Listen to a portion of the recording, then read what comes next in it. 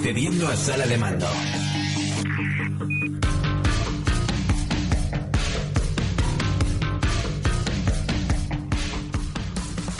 Bienvenidos amigos y amigas de la base secreta una semana más a vuestro programa friki favorito. Aquí un servidor que os habla, Chucky, en esta semana muy especial donde vamos a tener un programa que te va a dejar pegadito a la silla. Espero que tengan los audioreceptores bien conectados porque vamos a empezar un nuevo capítulo de esta temporada increíble que está siendo de la base secreta. Hoy vamos a hacer un programa en el cual no me quiero extender mucho en el principio porque va a ser bastante extenso y tenemos a dos de nuestros agentes especiales preparando dos secciones brutales. En primer lugar vamos a hablar de un juego de cartas que a muchos de los agentes de la base estamos jugando desde hace un tiempo. Nos ha parecido siempre un juego bastante interesante para venir a reseñar desde la base, pero no lo hemos podido traer hasta ahora y prácticamente no lo hemos comentado casi, aunque sí que es verdad que le hemos tirado bastantes horas a este juego. Estamos hablando del juego de cartas coleccionables Keyforge. Y tranquilos aquellos que estéis escuchando el rollo y digáis un juego de cartas coleccionables, no quiero coleccionar más cartas o lo que sea. Calma, vale la pena que escuchéis la reseña porque este juego es bastante singular. O es un juego del creador de Magic, de Richard Garfield. Un juego hecho con muchísima cabeza y para todos los públicos. Y yo creo que os puede interesar tanto si sois jugones de cabecera o jugones casuales. Así que echarle un vistazo a la reseña que nos va a traer el agente especial Oliver, que seguro que os gusta.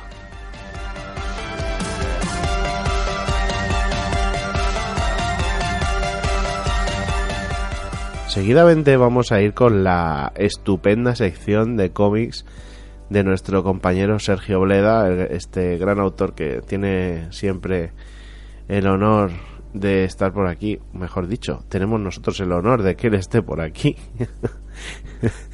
Y que, bueno, pues en este caso lo que nos va a hablar es de algo muy interesante como es el color en el mundo del cómic. Vamos a hablar un poquito de lo que es la historia del coloreado de cómics, que como lo que sería el coloreado manual, lo que sería luego el coloreado digital y bueno, destacando algunos de los autores. Vamos a hacer un pequeño recorrido pues a través de los autores quizá más reseñables o más importantes y con muchas curiosidades de por medio.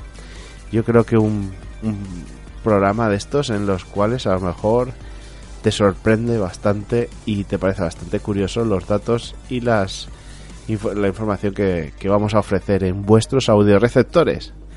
Así que no quiero alargarme más porque estoy deseoso de escuchar a estos agentes. ¿Vosotros también? Venga, pues dale caña, sube un poco el volumen, que nos vamos ya directamente al hangar.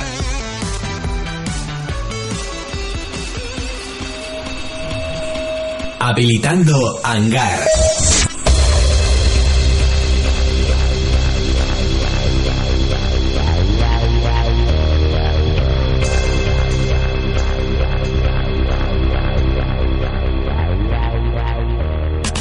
Bueno amigos y amigas de la base secreta, nos hemos venido aquí directamente al hangar porque hoy vamos a hablar, como hemos dicho en la intro, sobre un juego de cartas tremendo que salió hace, no llega a 2 años, creo que 1 añito y medio o algo así. Y que bueno, muchos de vosotros nos habéis comentado que si íbamos a hablar de él en la base secreta, que si no lo íbamos a comentar y tal. Ya sabéis que, pues bueno, los juegos de cartas se nos hace un poco grande a los miembros de la base, a los agentes de la base, pero por suerte tenemos a nuestro agente especial Oliver, que hoy está con nosotros y nos va a hablar sobre este juego que se llama Keyforge. ¿Qué tal, Oliver? ¿Cómo estás?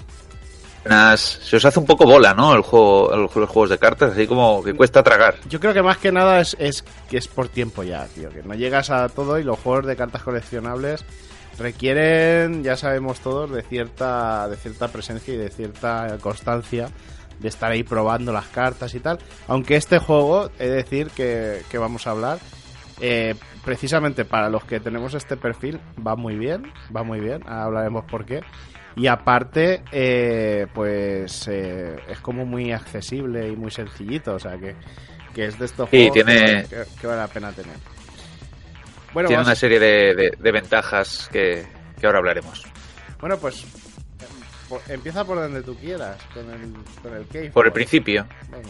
Vamos a hablar antes de nada de una cosa que dejé colgada en la anterior sección, que es un libro que salía nuevo justo esa semana de Warhammer 40.000 que se llamaba Psychic Awakening, que prometía muchas cosas y, bueno, resumiendo muy rápidamente, al final, nada. ¿Vale? Básicamente los Eldars están hechos mierda, vaya novedad, y ya está. Y les han dado nuevas chucherías y ya está. Eso es todo. Pero como lo prometido es deuda, pues aquí lo tenéis. Nada, si queréis leeroslos por las reglas nuevas que han dado a Drukhari, Eldars e Inari, vale la pena, pero por el trasfondo, que es lo que a mí me mola, la verdad que nada. Así que vamos al Keyforge. Muy bien. ¿Te parece bien? Vamos a las cartas y a los mazos. Keyforge, que mola mazo, nunca he jodido. Mola mazo, sí, nunca hemos hecho ese chiste, ja. Perdón. El sistema de juego de Keyforge es un sistema de juego bastante guapo, aparte de que lo hace muy fácil y muy rápido para aprender y para echar partidillas sin más. Sí que tiene una curva de aprendizaje que no depende tanto del juego en sí, sino de, como todos los juegos de cartas, de jugar una y otra vez hasta que le acabas de pillar el rollo al mazo. Porque ¿qué es esto del Keyforge? A lo mejor algunos de vosotros habéis visto por internet o leído o escuchado que hablan de lo que se llama juego único. No sé cómo es en inglés. En castellano lo llamaron así los de Fantasy Free Games, FFG.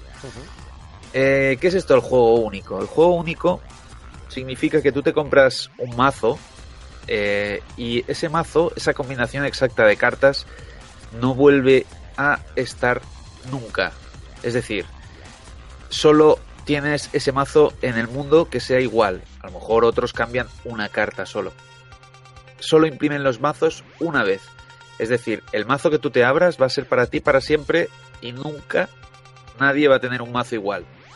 Sí que ya te digo, puede haber mazos que cambien alguna de las cartas, pero el mazo exactamente igual solo lo tendrás tú.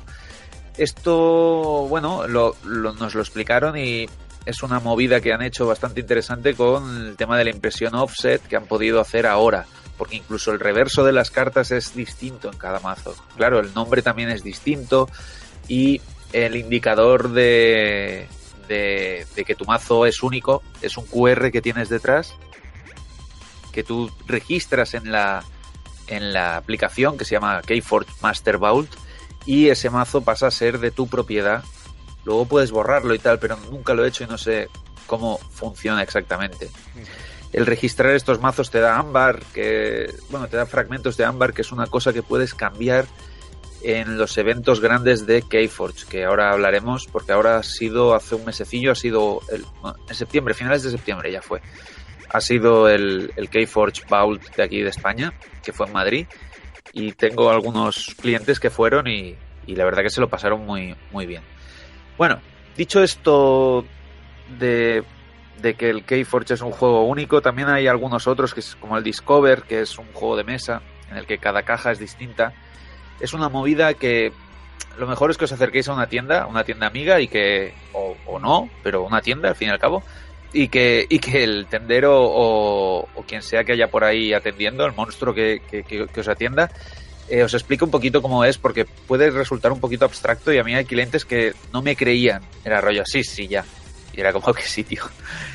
Que sí que es el juego único, que para qué te voy a engañar si te lo vas a comprar igual.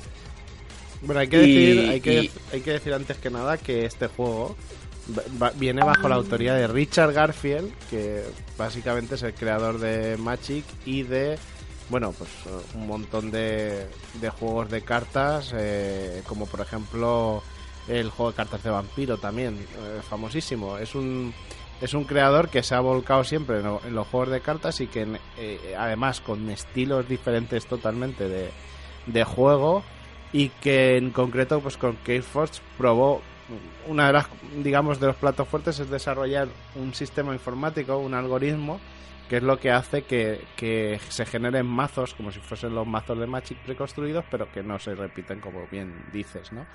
Y ahora un poquito más para adelante hablaremos de los mazos y de cómo ese algoritmo te vuela la cabeza ya cuando te lo explican por primera vez. Sí, Richard Garfield dijo que este era el juego que quería hacer cuando hizo Magic. Lo que pasa es que ni la tecnología de impresión ni el mercado estaba preparado para asumir esa cantidad de... O sea, pensad que cuando hacen, por ejemplo, imprimen, no sé, el juego más característico que es Magic, ¿no?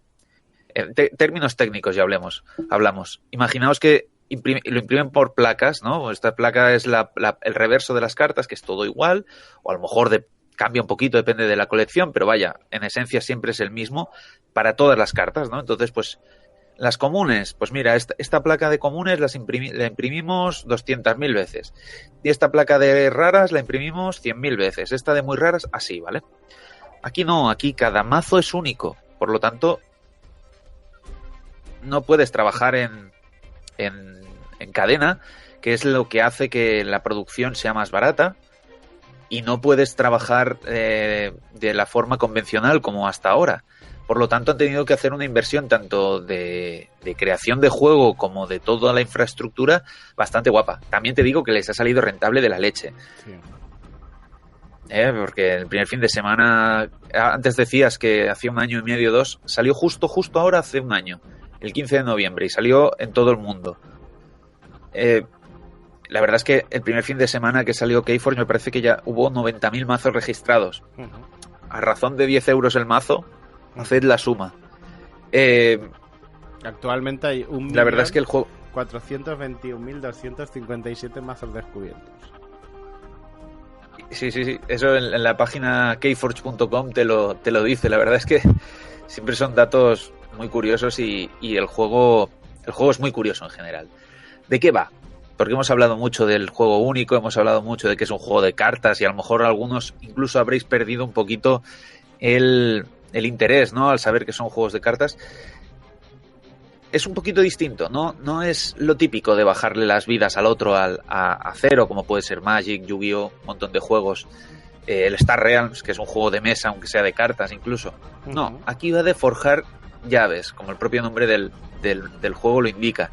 Pero ¿cómo forjas llaves? Bueno, los forjas con un elemento menor que se llama ámbar, que lo vas acumulando, digamos, en tu poder, hasta que tienes 6 de ámbar al principio del turno. Entonces, cuando tienes 6 de ámbar al principio del turno, forjas automáticamente una llave. Solo puedes forjar una llave por turno, y cuando has forjado 3, la partida acaba.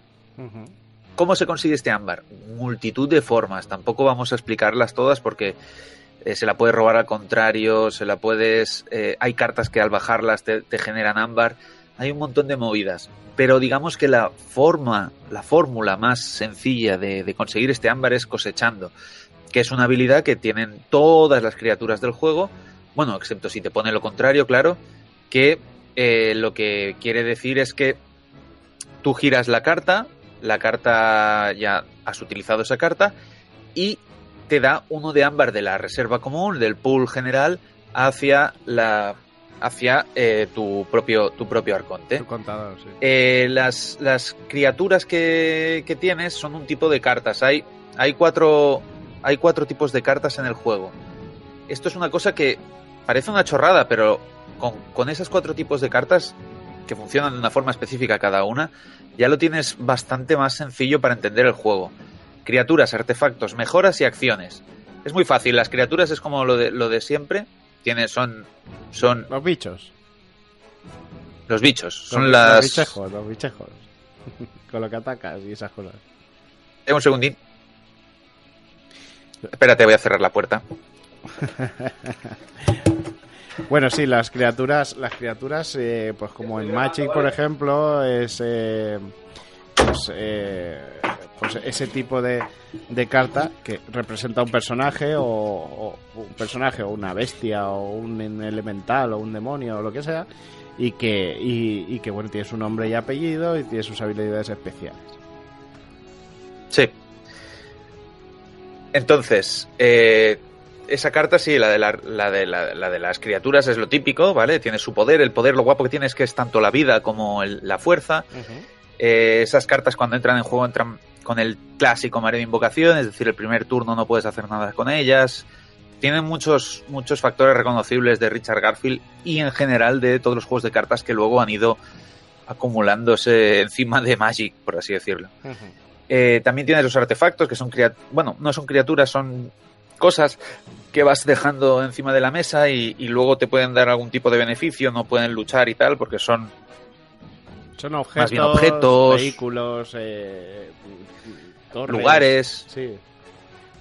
Entonces, aparte de eso, luego tienes las mejoras, que es lo típico, el equipo de los bichos, ¿no? Que puede ser desde una capa hasta una espada, un báculo, una montura, también 1000 cosas. Y luego las acciones clásicas, ¿no? Que son las cosas que ocurren, pues desde destruir una criatura hasta robar, hasta preparar una criatura para que pueda pelear y hacer sus cosas. Hay un montón de movidas, hay un montón. Entonces, tienes estas 4 cartas que hacen todas las funciones del juego. Habría una quinta carta, un quinto tipo de carta, que sería la carta de Arconte, que es la carta que no puedes jugar con ella, pero te marca tanto las casas de tu mazo como el nombre, el código QR y las cartas concretas que tiene tu mazo. Eso ahora, justo después de que tú, Chucky, expliques lo del crucible, que tú lo controlas más que yo porque yo no lo he tocado, hablaremos ya de los mazos y ahora acabaréis de entenderlo todo. Esto del crucible es una fórmula que se han inventado que está muy guay, no lo ha hecho Fantasy Flight, lo han hecho los fans, en el que tú puedes jugar con los mazos por internet, ¿no? Exacto.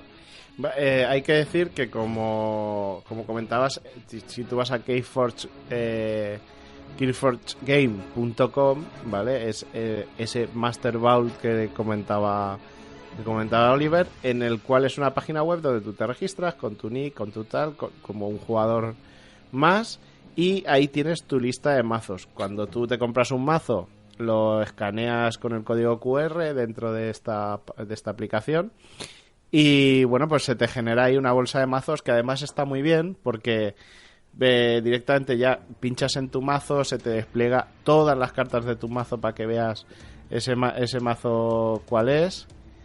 Y además tiene como una especie de bloc de notas, por así decirlo, donde tú dices si has ganado X partidas, si has empatado, si has perdido, etcétera. Bueno, también te marca las cadenas y otra serie de cosas que ahora os explicaré. Y te sirve un poco como guía y como recordatorio de tener tus mazos, ¿no? De alguna manera, sobre todo cuando ya empiezas a acumular muchos mazos es interesante tenerlos ahí. Luego en los torneos es obligatorio registrarlos ahí y que esos mazos pasen por ahí, estén como verificados para poder jugarlos. ¿Qué pasa con Crucible? Pues lo que han hecho es que cogen el link de tu mazo de esta página y tú lo puedes registrar en la página de crucible.online. Es THE Crucible, como suena con B, .online. Entonces te registras en esta otra página, registras tus mazos con ese enlace web directamente al mazo, y lo que te hace la página es que te genera una especie de simulador de mazos. Entonces puedes jugar partidas simuladas con tu mazo tal cual. Al principio pues esta web estaba en inglés, iba un poco lenta, tenía bastantes fallos, a veces no ejecutaba bien las habilidades y las acciones de las cartas, pero conforme ha ido pasando el tiempo han ido actualizándola y cada X tiempo pues van subsanando esos fallos. A día de hoy, para que os hagáis una idea, están todos los mazos y todas las ampliaciones metidas, porque también hubo un tiempo que cuando salió la primera ampliación del juego, esta ampliación no entró. No, se bloqueó un tiempo, además, se quedó un poco loco. Se bloqueó, entonces muchos intentamos registrar los mazos y se podían registrar, pero solo aparecían las cartas que estaban en la base de datos, que eran las de la primera edición y no las nuevas, ¿no? Las nuevas no te aparecían en ningún lado. Y ahora actualmente ya está todo, y no solo eso, sino que ahora se está traducido al castellano, con lo cual es una forma muy interesante para aquellos que no tenéis mucho tiempo para acudir con tus colegas a jugar a donde sea, que sería lo ideal. Pues te echas unas partidas a través de internet y de una manera simulada, sin tocar ni siquiera tu mazo físico. O sea, tú juegas directamente en internet como si fuese un videojuego, para entendernos. Puedes jugar con mazos de otra gente también para probarlos. Pensad que no te tienes que registrar. O sea, simplemente el mazo tiene que ser de alguien. Sí. Pueden ver la partida, puedes tener espectadores si quieres, etcétera. El único problema es que si te metes así a jugar porque sí, te puedes encontrar con auténticos monstrencos que han probado muchísimos mazos y que los tienes muy seleccionados y que juegan con mazos que la verdad es que son realmente impresionantes a veces, ¿no? Pero bueno. Dan asco, dilo, que dan asco. Da un poco asquito.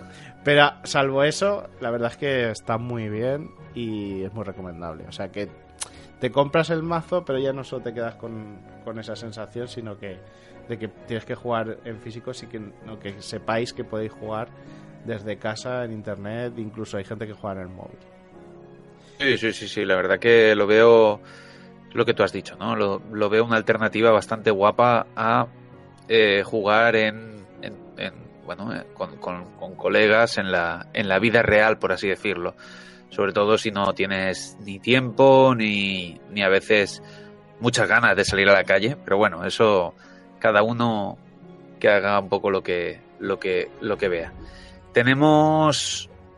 ¿Quieres contar algo más del Crucible? Yo creo que lo has explicado bastante guay. Yo estaría ya que aquellos que empiecen a jugar pues lo busquen en internet y ya está. O sea, es fácil de encontrar y de registrarse y tal. Sí, y además, bueno, yo tengo muchos clientes que en sus ratos libres, en sus tiempos que no pueden jugar en tienda o lo que sea, pues se echan sus Crucibles para, hostia, he estado probando el mazo que me compré el otro día, ya verás, ¿sabes? Y luego te lo juegan y haces, mamón, ya te has echado unas partidillas.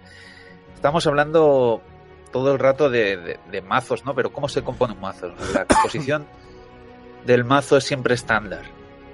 Es decir, son 36 cartas y diréis, ostras, qué pocas. Si sois jugones de juegos de cartas os daréis cuenta de que son pocas, ¿no? El clásico 50 de Magic, ya no hablemos del 45 y 45 de la Leyenda de los 5 Anillos, son pocas cartas, 36, más la séptima, la 37, que es el Arconte, esta que os hemos contado ya. De estas 36 cartas hay 12 de 3 casas distintas, o sea, siempre es equilibrado. No te encontrarás 15 o 16, no. Siempre habrá 12 de las 3 casas que el algoritmo a buenas ha decidido meterte junto en este mazo. Hablando del algoritmo y de las 3 casas, es el momento de hablar de que hay 50 cartas por cada casa. Hay 7 casas activas siempre en cada colección. Y el algoritmo, más o menos, siempre va a hacer que haya un número, o sea, una cantidad de cartas raras y no raras, que va a hacer que el mazo tienda a la mediocridad, es decir, sea normal, no sea un mazo excesivamente bueno ni excesivamente malo. Lo menos común va a ser que te encuentres mazos OP o que no sirvan para nada. Eso pues será 1 de cada 10 mazos más o menos. Si te compras muchos mazos, pues tienes más posibilidades, pero en esencia los mazos están todos más o menos en una misma franja de en medio que tiene cosas buenas y cosas malas. No te van a salir mazos injugables, pero sí mazos regulares. De estas 7 casas iniciales, 7 casas que tiene cada colección, empezamos ahora es la segunda expansión, o sea, digamos que el juego tiene ya 3 visiones. Si vais a las tiendas podréis verlo: la llamada de los arcontes, que son los mazos rojos, que fueron los primeros; la edad de la ascensión, que fue la primera expansión en la que no hubo rotación de casas; y ahora esta última que ha salido hace nada, que se llama Mundos en Colisión, iba a decir Colisión de los Mundos, que es la lila, que es la última en la que sí que ha habido rotación de casas. Las casas iniciales fueron, ahora os explicaré qué es esto de la rotación, las casas iniciales fueron Marte, Sanctum, Dis, Logos, Sombra Indómita y Brobnar. De estas 7 casas ahora nos han quitado Marte y Sanctum y han metido las Saurio y Alianza Estelar. Cada casa tiene su propio rollo. Y esto de la rotación de las casas es una cosa que ya dijeron al principio que iba a ocurrir para, digamos, refrescar la cantidad de mazos que pueden salir. Es decir, cifras eran una locura, pero si no recuerdo mal, creo que había, con las 7 casas iniciales, había una posibilidad de mazos funcionales de 3 trillones de posibilidades. Cuidado, son un huevo de mazos. Son muchísimos. Había más posibilidades, pero esto era viable.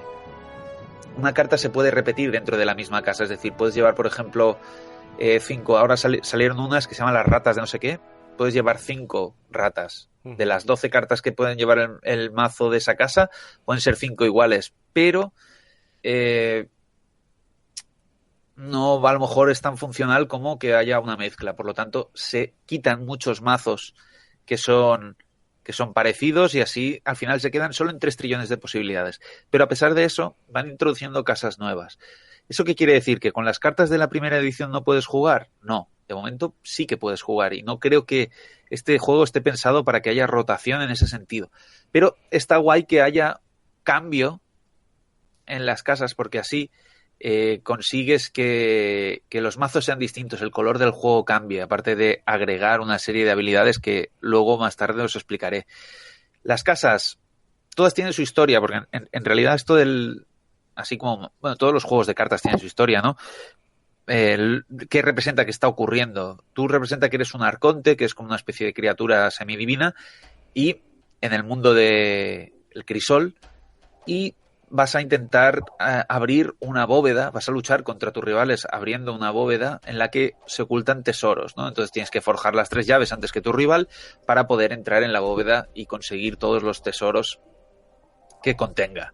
Ese es el mundo. El mundo es un mundo muy flipado en el que hay un montón de cosas que pueden... Hay que decir que un poquito para mí la chunguez del juego es un poco la explicación o sea, el lore, ¿no? De alguna manera. Aunque es verdad que hay mucho relato y mucha historia por detrás, pero al final es un poco, bueno, pues hay una facción que son medio demonios tecnológicos, hay otra que son robots androides cyberpunk, otra que son marcianos, ¿sabes? Otra que son dinosaurios inteligentes, sí. Y otra que son caballeros del zodiaco, por decirlo de alguna manera. O sea, al final están peleando en una dimensión que llamamos el crisol, en un universo, por forjar esas llaves para llegar a esos tesoros, entre comillas, ¿no? Yo sé que a mucha gente le mola el trasfondo en los juegos de cartas, pero a mí personalmente, a no ser que hayan novelas o algo así detrás, como por ejemplo es el caso de Magic ya, o una serie, ¿no? Como podría ser Yu-Gi-Oh! O Pokémon, por decir, o el Bola de Drag que ha salido, el Dragon Ball que ha salido hace relativamente poco. La verdad es que el trasfondo, bueno, pues es que es un juego de peleas, en el fondo, te estás peleando contra tu rival. Tampoco a mí que sea poco coherente las casas de Keyforge me parece hasta bien, porque eso le da una flipada bastante importante. Aparte, porque sí que, por ejemplo, las creo que también, perdón que te corte, pero creo que también lo bueno está estudiado. O sea, al final tienes para todos los públicos. O sea, es decir, a ti te mola el rollo Blade Runner, tienes una casa que va de ese rollo. ¿Te molan las cosas más simpáticas, más graciosas, más bizarras? Pues vete a Marte, que seguro que te hacen gracia. Pues no, tío, yo quiero los típicos trolls de toda la vida, y orcos y goblins y dar hostias, pues también los tienes. Tienes los Brognar ahí, que es algo parecido a eso, ¿no? Sí. Cada casa tiene su propia personalidad, pero lo guapo, lo que han conseguido, que la verdad que, bueno, lo habrán estudiado muy bien, porque no se me ocurre ahora fácilmente cómo, es que el aspecto gráfico de cada casa, a pesar de tener su propio rollo, es coherente. O sea, por ejemplo, Marte, que es una casa que su propio nombre indica, son marcianos, ¿vale? Pues, ¿qué encontramos en las ilustraciones? Encontramos platillos volantes, alienígenas, rollo Mars Attack, bichos gigantescos, rollo aliens, ¿vale? Hay de todo, hay una cosa muy loca, ¿vale? Pues pistolas láser, naves espaciales, movidas así. Y luego al lado tienes a Sanctum, por ejemplo, que es una casa en la que Chucky ha dicho Caballeros del Zodiaco y yo creo que lo define bastante bien. Es decir, son paladines, ángeles, seres divinos, pues yo qué sé. Sí, hay pues orbes de luz por todos sitios y alas y movidas así. Ostras, pues tú estás jugando Marte y Sanctum en el mismo mazo y la verdad es que son distintas, pero a la vez tienen coherencia. Es una cosa muy chula que han conseguido, supongo que con un gran trabajo artístico que ahora pues tendrá un montón de ilustradores y yo no me voy a meter en ese fregado. Y muy buenos. Pero tienen su coherencia, ¿no? Yo lo veo y como totalmente negado en tema artístico, yo lo veo y a mí me resulta armonioso. O sea, yo lo veo y digo, vale, sí, son cosas muy distintas y tienen su propio rollo, pero a la vez están muy, muy bien cohesionados. Estas dos casas, Marte y Sanctum, justo las que hemos nombrado, son las que en la última edición han sido sustituidas por Saurios y Alianza Estelar.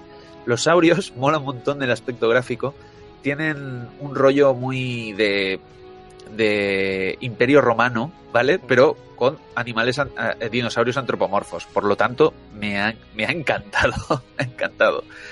Así como Marte, por ejemplo, es una casa que es muy difícil ubicarla en un sitio de estilo de juego. Sanctum, sin embargo, es muy, muy fácil ubicarla en un estilo muy defensivo, tienen bichos con mucha armadura y tal. Los Saurios llevan muy poco tiempo en mesa, pero abusan, y voy a decir abusan a ciencia cierta, de una habilidad nueva que se llama Exaltar. Abusan, o sea, de forma desproporcionada. Se convierten en bichos muy tochos y se te va la olla. Lo único que pasa es que su dificultad de jugarlos creo que es que la manera que la habilidad Exaltar hace que pongas ámbar encima de las criaturas. Este ámbar que os hemos dicho que es necesario para forjar. Y ese ámbar, si te matan a esa criatura, va al rival. Es decir, un mazo que esté muy centrado en la habilidad Exaltar corre el riesgo de que si no lo utiliza bien, el rival forje llaves con mucha facilidad. Eso es una cosa que aún no hemos acabado de entender del todo, pero por ejemplo uno de los torneos que hicimos el fin de semana pasado de la presentación, el que ganó, un chaval que ganó el torneo, sus saurios eran demoledores. Es decir, hubo uno que yo lo jugué porque eran impares, hubo uno que me sacó una criatura de poder 20 y pico. Lo normal es 5. Una criatura de poder 5 está bien. 20 y pico. Creo recordar que había un dragón Brognar por ahí también. Pero ahora hay 3 bichos saurios. 3 bichos saurios que hemos visto. Que el que tiene menos tiene 12.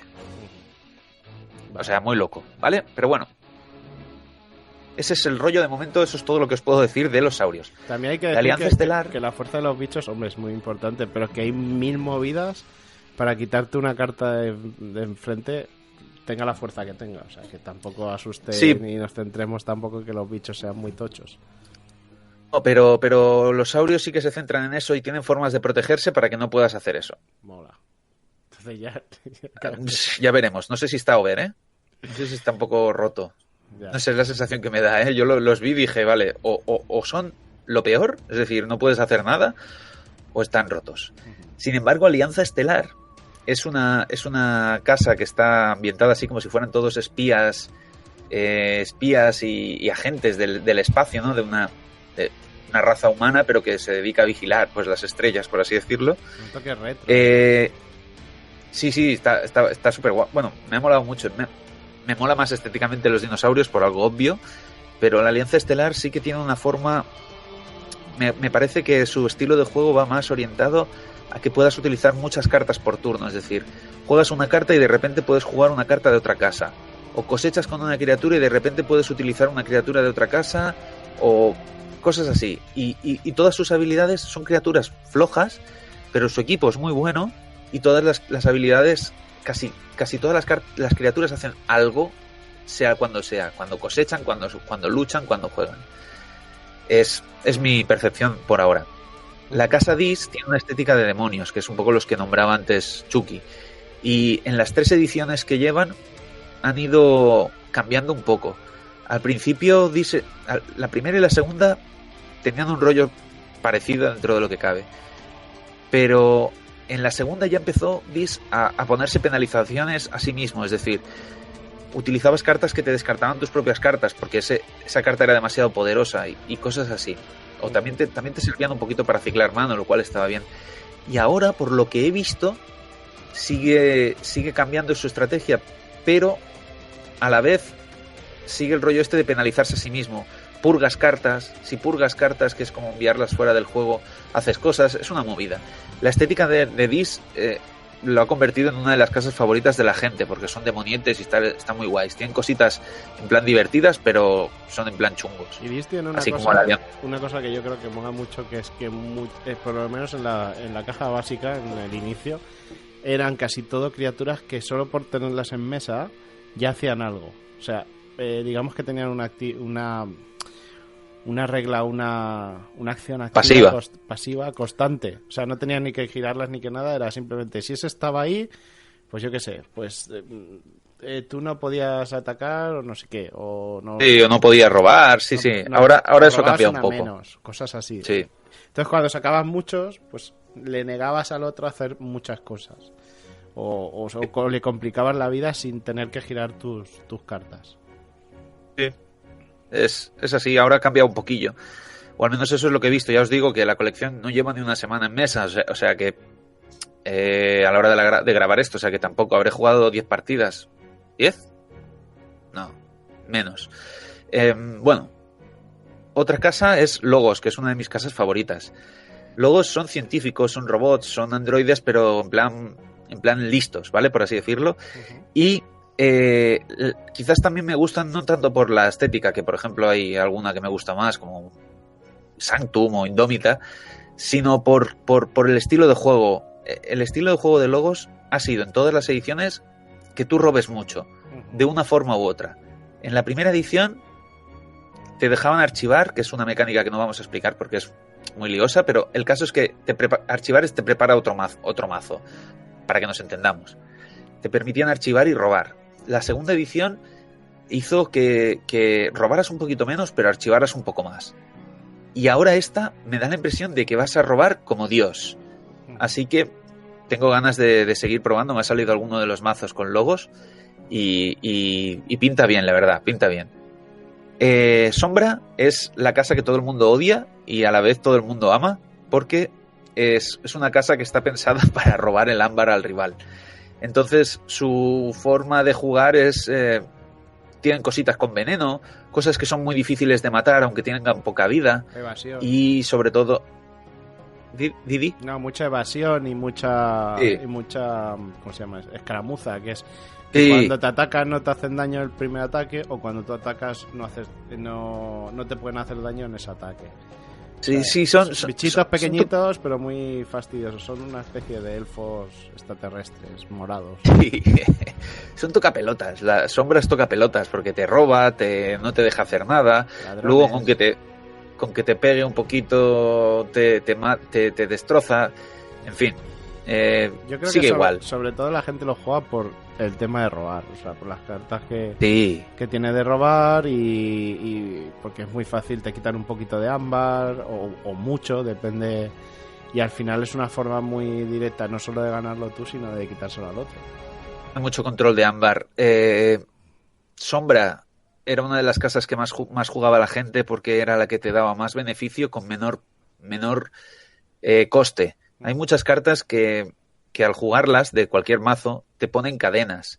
Las cadenas, es una cosa que hemos hablado al principio, son una especie de penalización que tu propio mazo te impone en cuanto a robar cartas, ¿no? Por ejemplo, destruye todas las criaturas, pues ponte 3 cadenas.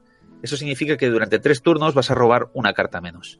Para que nos entendamos. Vamos a dejarlo ahí, no es exactamente eso, pero para que... Uh-huh. Y además una cosa muy interesante de las cadenas es que en formatos de torneo, cuando tú juegas con un mazo y de repente con ese mazo estás ganando un montón de partidas, en la propia página web le mete cadenas a tu mazo. Es decir, pues tienes, por todas las partidas que se han registrado de torneo, pues tu mazo consideramos que tiene que tener una cadena para empezar. No, pero no es exactamente así, ¿eh? Eso es una de las cosas que dijeron al principio. Solo lo de las cadenas solo va en lo que se llama formato de torneo Chainbound. Que solo puedes hacer, como tienda solo puedes hacer uno a la semana, no te permiten más. El Chainbound lo que hace es que te da una cadena a tu mazo por cada victoria por encima de la primera. Es decir, imaginemos un torneo normal de tienda que son 8 jugadores y vas a jugar 3 rondas, vas a jugar 3 partidas, ¿vale? Si tú ganas una y pierdes 2, no te ponen cadenas, de hecho te quitan una cadena, si tu mazo las tuviera. Si pierdes las 3, te quitan varias cadenas, me parece que te quitan hasta 2, no me acuerdo bien. Pero si vas ganando, si ganas por ejemplo 2-1, o sea, si acabas el torneo 2-1, has ganado 2 y has perdido una, te ponen 2 cadenas. Si has ganado 3, te ponen 3 cadenas. Y así.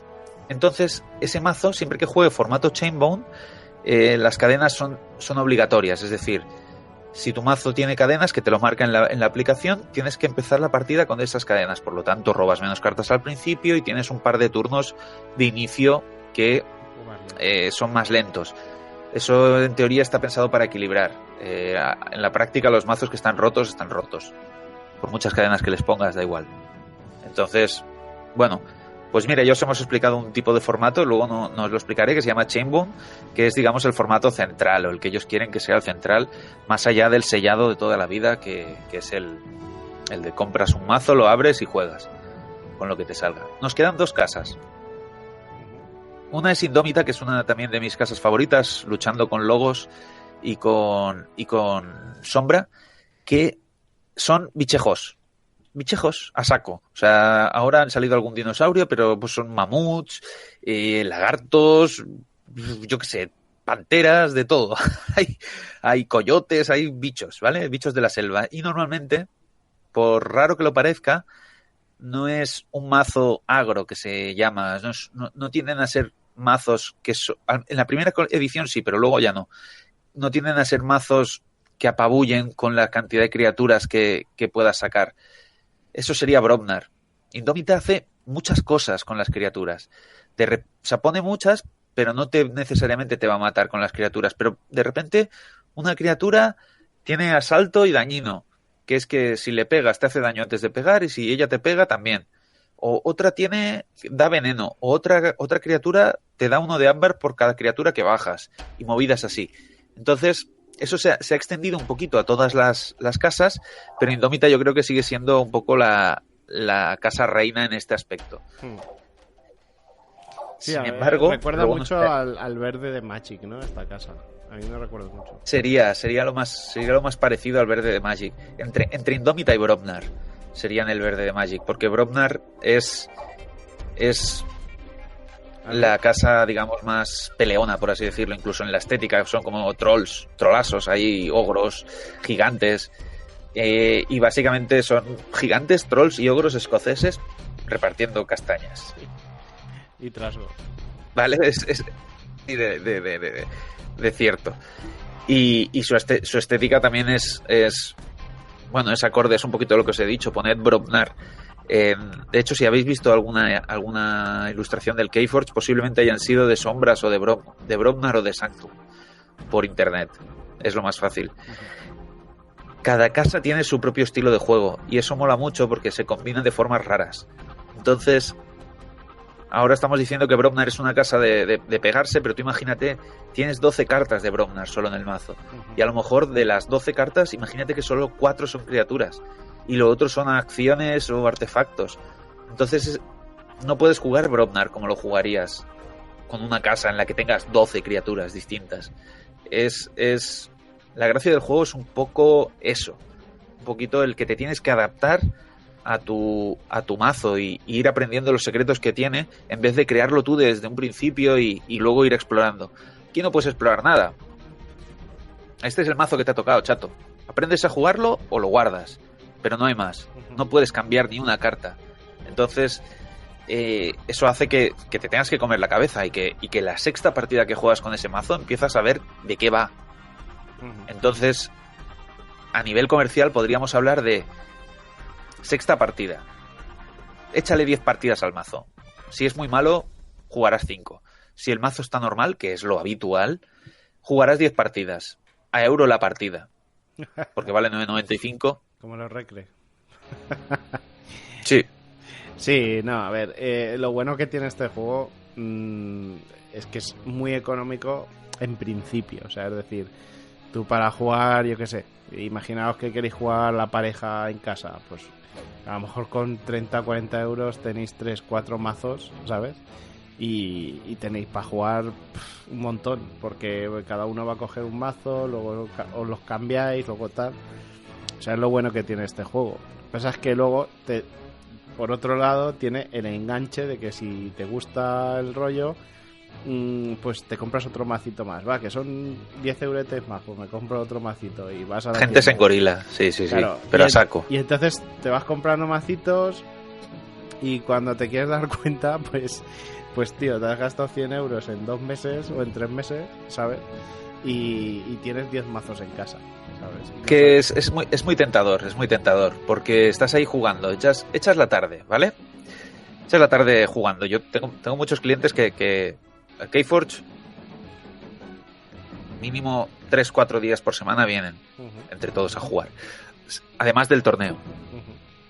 Échale que estás ahí, ¿no? Estás echando tu partidita, pum, pum, pum, pum, pum, pum, y va bien, y has ganado, y dices, me voy a comprar un mazo para celebrarlo. Oh, te compras el macico, hala, ya está. O has perdido mucho, has pringado, ¿no? Y dices, hostia, me tengo que comprar un mazo porque el que no ha funcionado bien, ¿no? Y a lo mejor has jugado con 3 mazos distintos toda la tarde, pero has pillado como Dios y dices, me voy a dar ese gusto. Es una afición, de todas formas, de juegos de cartas, que podríamos haber empezado por ahí. Dentro de lo que son los juegos de cartas, es una afición barata. Y divertida, sí. Barata. Si vosotros consideráis caro el Keyforge, haceros un mazo pseudo competitivo de Magic, que os estaréis yendo a los 500 euros fácil. Y de cualquier juego, del coleccionable que te tiene Sí, la cara. sí. Bueno, hay otros, por ejemplo, una de las cosas que quería recomendar al final, que es el Star Wars Destiny, que también le están dando en la tienda, que es cartas y dados. Los juegos, al menos los 3-4 primeros años, son friendlies. Es decir, te compras una caja entera de sobres y más o menos tienes el 70-75% de la colección. Eso está bien. Y el Star Wars Destiny, de momento, es lo que están haciendo. No es tan caro como Magic, pero tampoco mueve tanta pasta. Al final es que es un poquito eso lo que tienes que valorar. Quería hablaros, antes de ir acabando, de las 6-7 habilidades nuevas que han salido para los que a lo mejor haga tiempo que no jueguen o para los que les gustaría engancharse otra vez. Tenemos las 3 habilidades nuevas por colección, que parece que va a ser lo normal. En la anterior, la azul, yo les llamo por colores, porque acordarse de los nombres es demasiado complicado, ¿vale? Hay demasiadas cosas que pensar. Entonces, en la colección azul, la roja fue la primera, la azul la segunda y la lila la tercera. En la colección azul hubo tres habilidades nuevas que se llamaban despliegue, alfa y omega. Alfa y omega era muy sencillo, porque básicamente si ponía alfa, tenías que jugarla antes que ninguna. Si ponía omega, tenías que jugarla la última, obligado.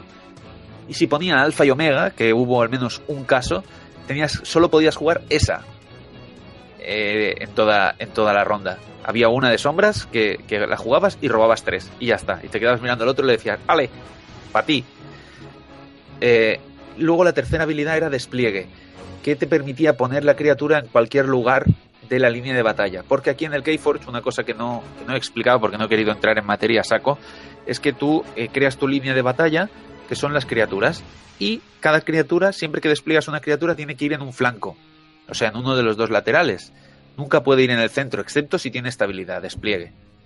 Esto lo hacen porque hay habilidades, hay un montón de movidas que afectan a las criaturas en los flancos o a criaturas que no estén en los flancos. Entonces, ahora con la segunda colección era importante, pero con esta tercera me parece que va a volver a serlo cada vez más. Es bastante importante el posicionamiento en la línea de batalla, y con la habilidad despliegue te permitía parchearlo un poquito si te habías equivocado. Ahora han añadido 3 habilidades nuevas. Exaltar, que la hemos explicado un poquito, que básicamente es poniéndole ámbar encima a la criatura, hace cosas. como por ejemplo te permite utilizar una habilidad de otra criatura, o por ejemplo por cada ámbar que tenga esta criatura encima tiene +2 de poder. Así te plantas con una criatura con un montón de ámbar de la leche y un montón de poder. Hacen cosas, exaltar hace cosas, depende de lo que ponga la habilidad. Y a veces es como una especie de sobrecoste para habilidades que están muy rotas. Es decir, imagínate, una habilidad, una carta que te permite capturar ámbar del rival. Y te dice, si exaltas a una criatura, puedes capturar 2 más. O sea, puedes volver a hacer el efecto. O sea, es como un pago extra que tienes a la habilidad habitual. Y hay 2 habilidades que me parece que tienen mucho más jugo que exaltar, o al menos me parece a simple vista que tienen más interés, aunque ahora al principio no se lo estamos viendo del todo, que son enfurecer y escudar. Enfurecer, tú cuando enfureces a una criatura, esa criatura siempre que la utilices y sea posible tiene que atacar. Es decir, la típica criatura del rival que es muy chunguilla, que no hace nada, o sea, que tiene muy poco poder, pero te está fastidiando la forma de jugar, pues le pones enfurecer. ¿Y eso qué hace? Que siempre que utilice esa criatura tenga que atacarte con ella. Y obviamente muera. O también te sirve como pago para, depende de qué habilidades que sean muy tochas. De momento es eso lo que he visto. Y la última es escudar, que es una habilidad que previene el daño una vez. Ajá. Si esa criatura fuera a ser destruida o dañada o lo que sea, esa fuente de daño no te hace daño. Está bien. Es más obvia de jugar. Son 3 habilidades que tenemos que ver aún cómo irán en mesa. Sobre todo la de exaltar, que me parece una locura, o súper buena o súper mala. Está por ver. A ver qué tal. Como última cosita que os quería comentar eran los formatos de juego, que llevo mucho rato hablando ya. Y uno ya hemos hablado, que es el Chainbone. Otro es el Reverse de toda la vida, que es nosotros le llamamos mazos de mierda. Trae tu peor mazo y tu rival jugará con él. Hay una cantidad de lloros ese día que te vuelves loco, porque dices, ¿cómo puede ser que esto haya salido de un algoritmo? ¿Sabes? Si es horrible. Y el formato supervivencia, que es una cosa que me gusta particularmente, que tú traes 3 mazos y escoges el orden en el que vas a jugarlos. Uh-huh. Y cada vez que pierdes, se te elimina un mazo. Uh-huh. Está guay. Entonces, sí, este es el formato oficial de todos los torneos así grandotes que están haciendo. Entonces, esos son los 3 así más... Bueno, luego hay uno de que suba estas cadenas, pero es que no ha acabado de cuajar. Los juegos de cartas, al final, si los formatos son complejos, la gente no le apetece. Entonces, el Chainbone, que es el que os hemos contado de las cadenas, el mazos de mierda y el de supervivencia, yo creo que son los 3 formatos más chulis del juego. La verdad es que sí. Yo creo que yo ya estaría, ¿eh? Sí, yo creo que hemos dicho mucho ya del juego. Sí, yo creo que me he quedado bastante a gusto. Para llevar unos días sin pasar por aquí por la base, veo que todo está limpio, todo bien. Así que tampoco... Como comentario final de otros juegos, el que ha comentado Chucky, el VTS, el Vampiro The Eternal Struggle, que ahora están empezando a sacar cositas en castellano y a lo mejor vuelve a despegar. El Dragon Ball, que sigue estando en inglés, pero es el típico juego japonés. Por ser de Dragon Ball ya está triunfando. El Star Wars Destiny, que es un juego de dados y cartas que también desde que salió lo lleva petando sistemáticamente, porque es Star Wars y es Fantasy Flight Games, así que aparte de Magic y Yu-Gi-Oh y Pokémon, los clásicos, esos serían mis otros quehaceres. Pues de alguna así que hablaremos. Yo por mí ya estaría, Chucky. Muy no sé, bien. ¿tú crees que dejamos tranquilos a esta gente ya? Pues mira, yo simplemente voy a recomendaros, porque esto ha sido, pues eso, explicaros un poco bien qué es Keyforce, y si os interesa para que os acerquéis. Pero os voy a recomendar en concreto unos compañeros de podcasting que también le están dando muy fuerte, que han creado un podcast directamente solo sobre el juego, o sea, en el cual pues a lo mejor tienen un capítulo entero que te hablan solamente de una casa y demás, pero que además en los últimos capítulos están muy pendientes de todo lo que está saliendo desde Estados Unidos y sobre todo a nivel de torneos oficiales y demás, y se han subido ya al carro de hacer capítulos donde hablan pues de la actualidad de Kforce a nivel competitivo y con las últimas noticias, lo van comentando todo al día, por decirlo de alguna manera. Se llaman Kforce Manía y los podéis encontrar, pues por ejemplo en ebooks, creo que están en varias plataformas, en Facebook desde luego tienen su propia página.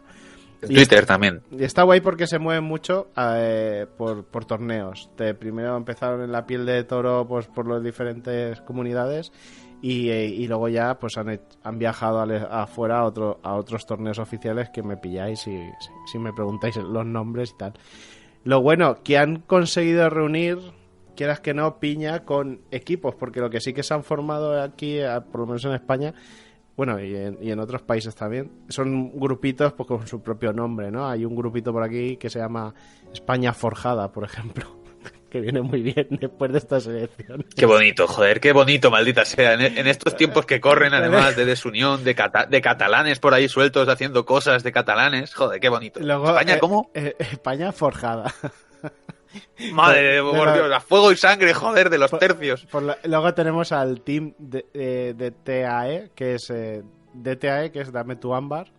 O sea, sí, tengo uno en la tienda que es este. Que, sí, que es de estos. Que además sí, llevan sí. un uniforme guapísimo, tío, guapísimo. No sé quién se lo ha hecho, pero van todos uniformados, casi como un equipo deportivo. Llevan banderas. Porque también son de los de Forjar España también. Sí, llevan su bandera y llevan su movida. La verdad es que está muy curioso. Y bueno, pues al final esto mola. Esto de los equipetes y que tu tienda o la peña de tu comunidad pues haga un equipo con la peña así más metida en el juego y se vaya a competir, pues tiene su gracia, la verdad. Y bueno, pues eso. Solamente recomendaros si queréis saber más y estar más al día de todo esto. Así que nada, Oliver, pues nos vemos dentro de unas semanitas con más cartas o miniaturas, lo que sea. No sé, ya veremos, porque está la cosa muy chunga, están saliendo demasiadas cosas. Pues lo que tú quieras, ya sabes, que tú atracas el Drakkar y nos baja lo que quieras. Y atracar, vale, ya veremos qué hago. Muy bien. Venga, Oliver, un abrazo. Adiós.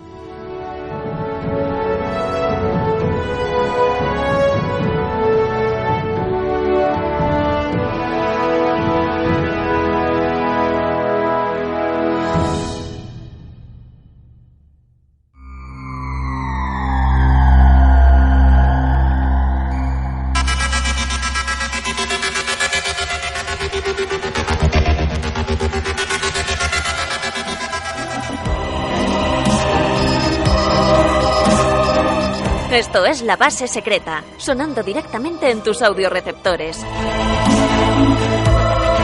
Disfruta con los agentes especiales de los mejores juegos de rol, de mesa, videojuegos, literatura, cómics y subcultura friki en general. Transfórmate en agente secreto y difunde nuestro mensaje. Contamos contigo, agente.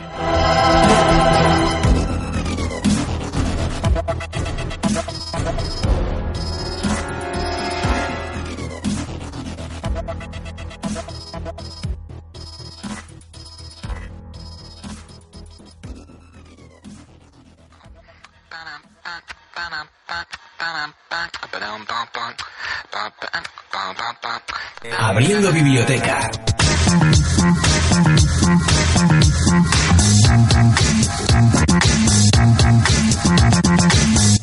Muy buenas amigos y amigas de La Base Secreta, nos hemos venido hasta aquí, hasta la biblioteca para hablar sobre cómics. Lo que pasa es que hoy no vamos a hablar en concreto de ningún tomo, de ningún número, de ningún álbum, sino que vamos a hablar un poquito sobre teoría del cómic o historia del cómic, según como lo veáis.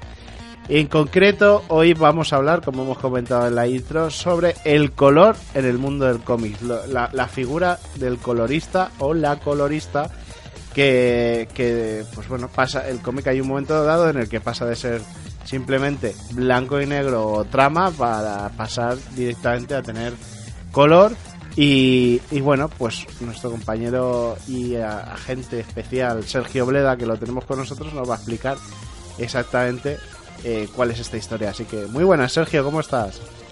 Hola, ¿qué tal? Muy buenas. Pues nada, muy bien, aquí tratando de darle color a todo esto. Oye, antes que nada, ¿cómo van los crowdfundings y todo eso? Pues va todo bastante bien, la verdad que mucho curro y bueno, pues no salgo de uno y ya me meto en otro. Así que estoy a tope de power. Bueno, aquellos que queráis seguir el trabajo de Sergio lo podéis encontrar en las redes o en línea... ¿Cómo es tu blog? ¿Línea trazo mancha? No. Trazo línea mancha. Siempre digo mal. Bueno, el orden de los factores en este caso. Hombre, no, sí. el producto, La altera. Pero ahí podéis seguir todos los pasos de Sergio. Bueno, Sergio, vamos a hablar del color en el cómic. A ver. Pues vamos a hablar del color, sí. Y lo primero que vamos a hablar es por qué se colorean los cómics. Bueno, pues la verdad es que se colorean sobre todo por dos motivos. El primero es por hacer el producto mucho más atractivo para los compradores. Igual que pasó con el cine o igual que pasó con la fotografía, pues una vez que llega el color, bueno, pues el público lo recibe con los brazos abiertos y con los ojos también muy abiertos. Y aparte de eso, aparte de su vertiente económica, vamos a decir, también está la vertiente artística, el uso narrativo del color, porque los colores, claro, no solamente se utilizan para que quede más bonito, sino también se pueden utilizar de una manera, pues esto, narrativa, para dar a entender qué está pensando o qué está sintiendo el personaje, para producir una serie de sensaciones. En fin, hay una gran cantidad de teorías alrededor del color, de lo que nos hace sentir el rojo, lo que nos hace sentir el amarillo, el verde, todo esto. Y claro, pues un dibujante de cómics que quiera hacer cómic a color debería saber todas estas cosas. Uh-huh. Bueno, ¿y por dónde empezamos? Bueno, pues vamos a empezar por el principio, por cuándo se comenzaron a colorear los cómics, porque la verdad es que parece que esto del color es una cosa como muy novedosa y tal, pero Little Nemo de Winsor McCay, que es un cómic que empezó a publicarse en el año 1905, ya utilizaba el color en los cómics y además lo utilizaba de una manera extraordinaria. Unas tintas planas, eso sí, una gama de colores muy limitado, que era la gama disponible entonces en las imprentas, pero desde luego le sacaba todo el partido a base de bien. Y fue pues en el New York Herald, el periódico de William Randolph Hearst, este pionero de la prensa y del capitalismo, el que se dio cuenta de que utilizando los cómics vendía muchos más periódicos y que si los cómics eran a color pues quedaban más bonitos. Uh-huh. Luego vamos a dar un salto gigantesco hasta llegar a los años 90, porque hasta entonces el color se daba en fotomecánica o se coloreaba manualmente, bien directamente sobre los originales o con prueba de azul. Vamos a ver, son dos cosas distintas. Primero está el color de imprenta. Ajá. Y segundo está el color directo. El color de imprenta es el que hacen, sobre todo el que hacían antes en la imprenta. Y el color directo es el que se da directamente sobre el original. Un original que alguien se ha encargado de dibujar, alguien se ha encargado de entintar probablemente, y sobre ese mismo original se da pues la acuarela, las anilinas, el watch, en fin. Bueno, los que más se han dedicado a este tipo de coloreado han sido los del cómic europeo. Todos, sabremos reconocer que gente, por ejemplo, como Moebius ha dado grandes saltos exponenciales en lo que es el uso del color, pero no solo él, claro, toda su generación y todas estas personas que cogían esas viñetas y hacían esos colores maravillosos formaban parte de un movimiento. Y luego el tema de la imprenta, bueno, pues no sé si os acordáis, en los años 80, cuando comprábamos el Mortadelo y cuando comprábamos el Zipi Zape y todo esto, uh-huh. No sé si os acordáis, incluso Super López, que de repente había cosas que fallaban.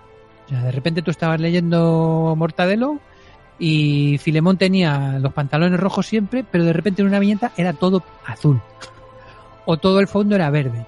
Bueno, pues esto es porque los coloristas no estaban reconocidos exactamente como una profesión. Las páginas llegaban a la imprenta y allí había un señor encargado de dar color, un señor o una chica encargada de dar color, y bueno, pues hacía un poco lo que podía. Seguramente eran personas que no tenían una educación artística, eran personas, bueno, pues que eran más expertas en lo que es las técnicas de impresión que las técnicas de coloreado artístico, y eso pasaba mucho. De hecho, pues eso, tú ahora coges TVOs antiguos y dices, madre mía, cómo me trababa yo esto. Ya. Pero bueno, así era como funcionaba. Aparte, tampoco la técnica estaba muy avanzada. Tenían una cosa que era la cuatricomía, que es, bueno, que mezclaban el fotolito del amarillo, el fotolito del cian, el fotolito del magenta, y con esos 3 fotolitos salía el negro y todos los demás colores. Es una cosa un poco rara de explicar y un poco, seguro que les suena un poco extraña a la gente hoy en día, pero era la técnica que había y tenían que jugar con eso. O sea, Era como imprimir sobre la misma página, por decirlo de alguna manera, 3 colores, solo ese color, y depende de la intensidad de la tinta en cada punto, combinaba con la transparencia de la siguiente tinta que se ponía encima para generar los verdes o los rojos, lo que sea, ¿no? Más o menos es eso. Sí, es exactamente eso, Al final tú lo que veías era, pues eso, la gama de colores que eran capaces de conseguir con esos poquitos colores. Ajá. Y bueno, iban que se mataban, porque la verdad es que con lo poco que tenían conseguían un montón de colorido. A veces mejor, otras veces peor, ¿no? Y cuando los TVOs de la Marvel, por ejemplo, no sé si te acuerdas que si tú mirabas la viñeta con una lupa, el color rosita de la carne eran puntitos rojos. Sí, correcto. Tenía como una trama. Así es, tenían muy poquitos colores y con eso pues iban jugando y ahora los ves y flipas. Yo me acuerdo cuando Moebius hizo aquella cosa que hizo con Stan Lee, aquella cosa de Silver Surfer, pues él estaba acostumbrado a trabajar, a hacer el color él y hacerlo manual. Cuando le dijeron que no, que el sistema Marvel era otro y que tenía que indicar a la imprenta si quería qué tipo de colores podían usar, qué colores podían no utilizar y tal, pues bueno, pues el hombre se volvió loco y flipó, claro, de la cantidad de gamas que sacaba esta gente con lo poquito que tenían. Luego también se generaba ese efecto de que la línea y el color muchas veces estaban como descuadrados, como si la línea estuviese en un acetato, digamos, y el color en otra, ¿no? Ese pequeño temblor o descuadre que se generaba, pero que le daba cierto encanto también, ¿eh? Sí, ese tipo de efecto era precisamente por eso, porque por un lado estaba el fotolito del negro, por el otro lado estaban los que hacían los colores, hacían el magenta y el amarillo, y muchas veces, bueno, pues la imprenta se descuadraba un poquito, y eso pasaba también con la prueba de azul. La prueba de azul es otra manera de aplicar color directamente, pero en vez de hacerlo sobre el original, se hace sobre una copia.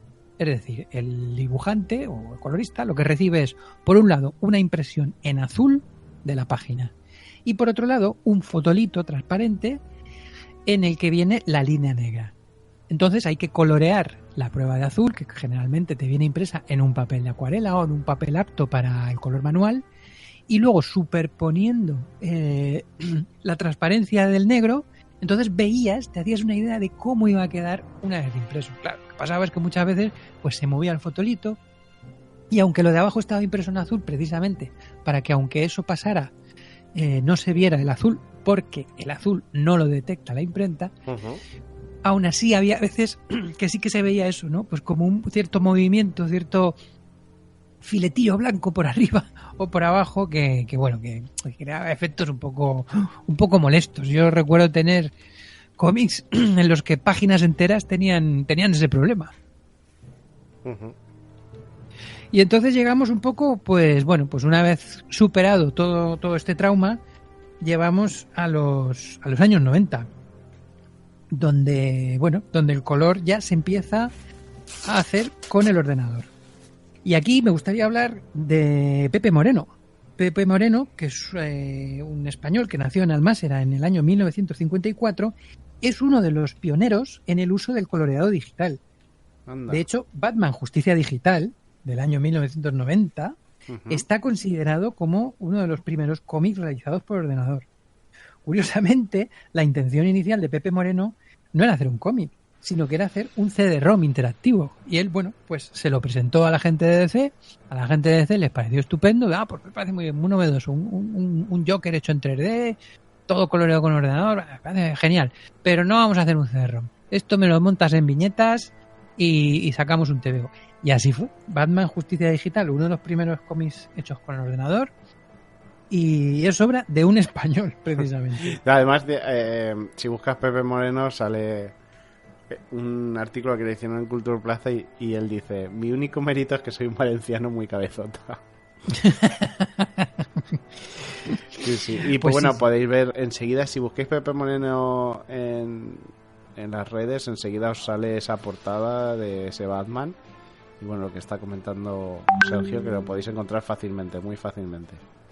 Justicia Digital, sí, madre mía, que te veo, yo me acuerdo cuando salió. Y el caso es que hasta entonces, pues como te comentaba, la técnica estaba muy en pañales. Una cosa que no hemos comentado son los pantones.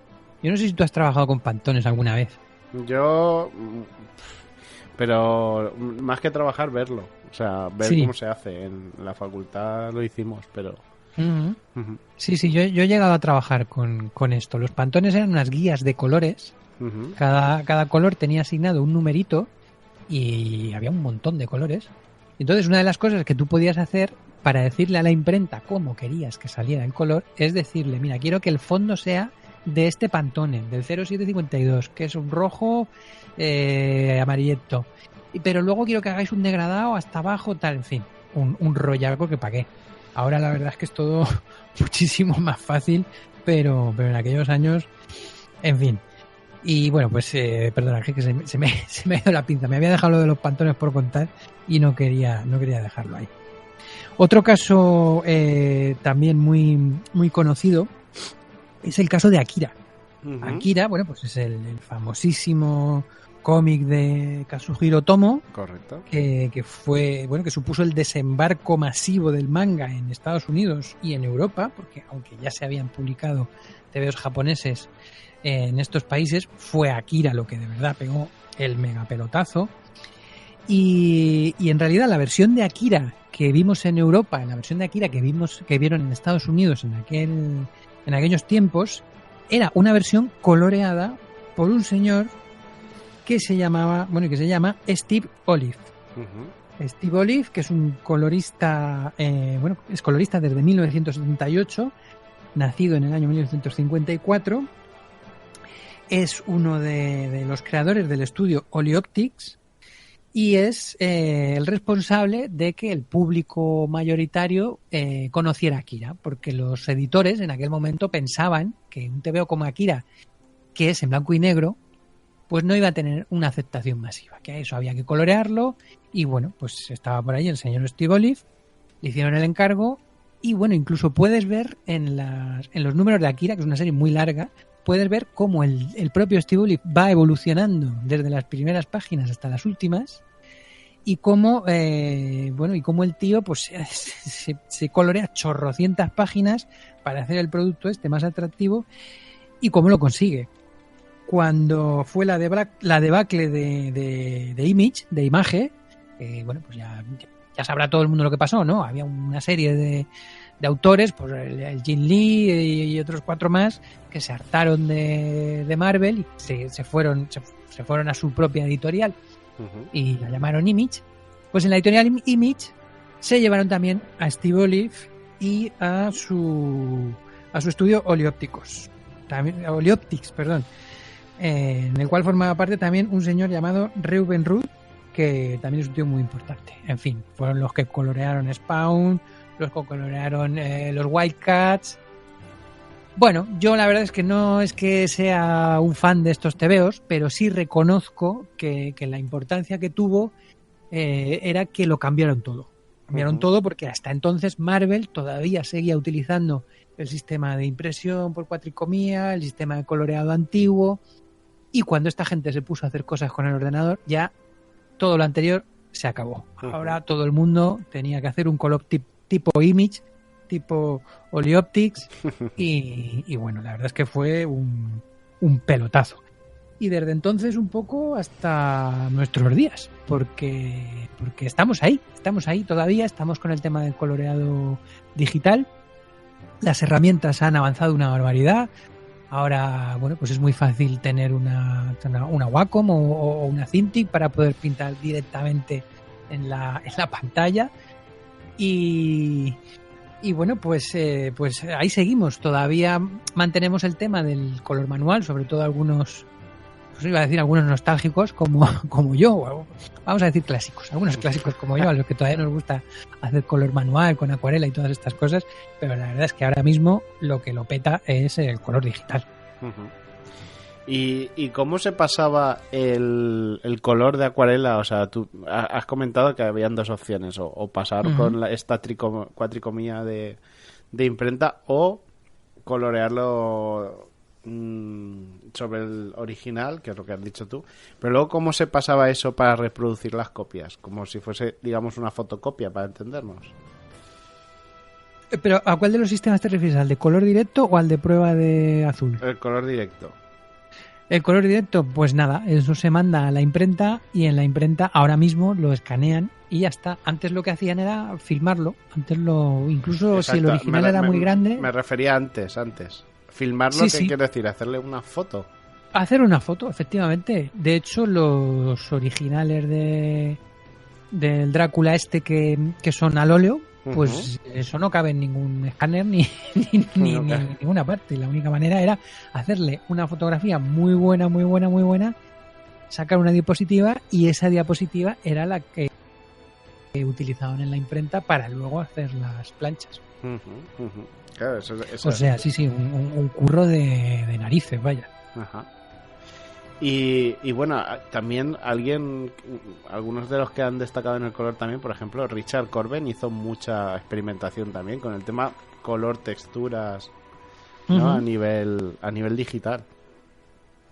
Sí, Richard Corben es una de las figuras que también fue realmente importante en esto del coloreado de los cómics, porque el tío lo que hacía era que coloreaba directamente los fotolitos. O sea, esto que hemos hablado de la cuatricomía, ¿no? De que eran como cuatro planchas distintas, pues esto lo hacía él a mano. Ya hacía en un lado lo que iba a salir en verde, en otro lado lo que iba a salir en amarillo, en otro lado lo que iba a salir en rojo, y luego al juntarlas todas salía lo que salía. Yo la verdad es que no...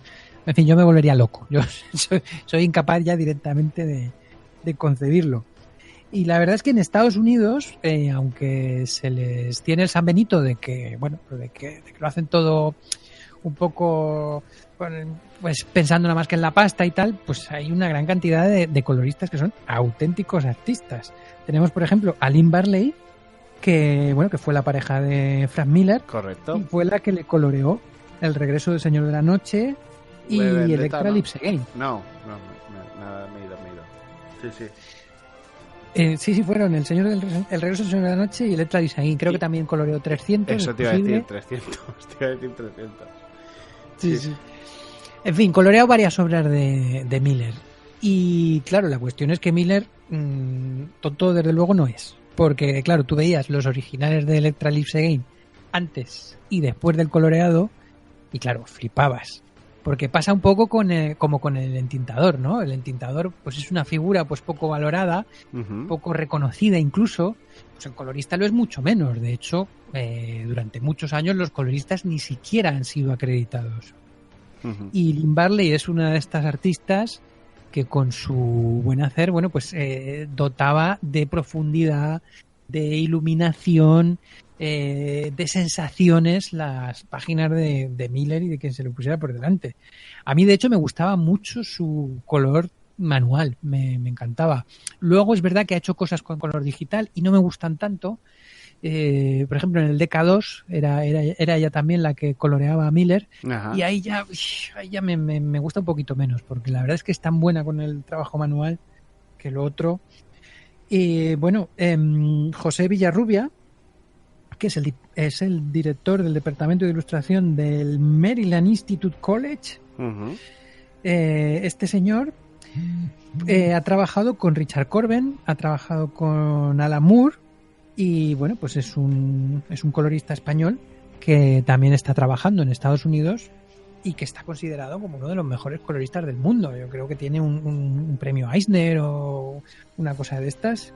Y bueno, pues y hablando de españoles, pues aquí tampoco nos quedamos cortos, porque hay gente como Ainzane Landa, que ha trabajado sobre todo con Pedro J. Colombo. Por ejemplo, el fotógrafo de Mauthausen, del que estuvimos hablando en uno de los programas, es obra suya, el color. Kaz, que es otro tebeo que hizo con Pedro, pues es otra maravilla cromática. Además, lo bonito del trabajo de colorista es que no haga siempre lo mismo.